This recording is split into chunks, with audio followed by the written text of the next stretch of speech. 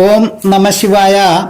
2025 May മാസം 14-ാം തീയതി, കൊല്ലവർഷം 1200-ാം ആണ്ട് മേടമാസം 31-ാം തീയതി രാത്രി 10:07 വ്യാഴം അഥവാ ഗുരു ഇടവം രാശിയിൽ നിന്ന് മിഥുനം രാശിയിലേക്ക് രാശി മാറുകയാണ്.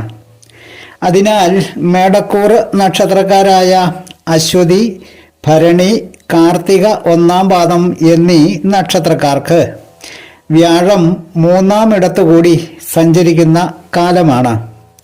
2026 ജൂൺ മാസം 2-ാം തീയതി, അതായത് കൊല്ലവർഷം 1201-ാം ആണ്ട് ഇടവമാസം 17-ാം തീയതി അർദ്ധരാത്രി കഴിഞ്ഞ് 1:50 മിഥുനം രാശിയിൽ നിന്ന് കർക്കിടകം രാശിയിലേക്ക് രാശി മാറുന്നത് വരെ, അതായത് 1 വർഷവും 18 ദിവസവും ആയ കാലയളവിൽ മേടക്കൂർ നക്ഷത്രക്കാർക്ക് വ്യാഴം 3-ാം ഇടത്തുകൂടി സഞ്ചരിക്കുന്ന കാലം.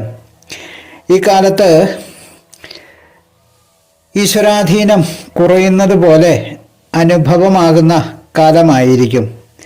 ഈ കാലത്ത് ജാതകർക്ക് ഏത് കാര്യത്തിന് ശ്രമിച്ചാലും എന്തെങ്കിലുമൊക്കെ തടസ്സങ്ങൾ വന്നു ചേരുകയും ഒരു കാര്യവും ഉദ്ദേശിച്ച നേരത്തും കാലത്തും നടപ്പാക്കാൻ കഴിയാതെ വരികയും ചെയ്യുന്നതാണ്.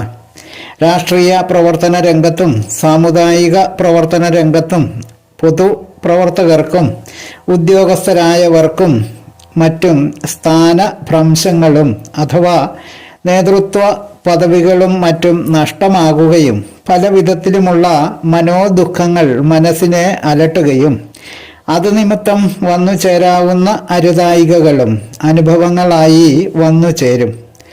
ദോഷഫലങ്ങൾ അകന്നു മാറി പോകുന്നതിനും ശുഭഫലങ്ങൾ അനുഭവം ആകുന്നതിനും സുബ്രഹ്മണ്യ ക്ഷേത്ര ദർശനവും മഹാവിഷ്ണു ക്ഷേത്ര ദർശനവും വഴിപാടുകളുടെ സമർപ്പണങ്ങളും ഏറെ ഉത്തമമാണ്. മോഹന ജ്യോത്സ്യർ, ജ്യോതിഷ ആചാര്യ. ഓം നമഃ ശിവായ.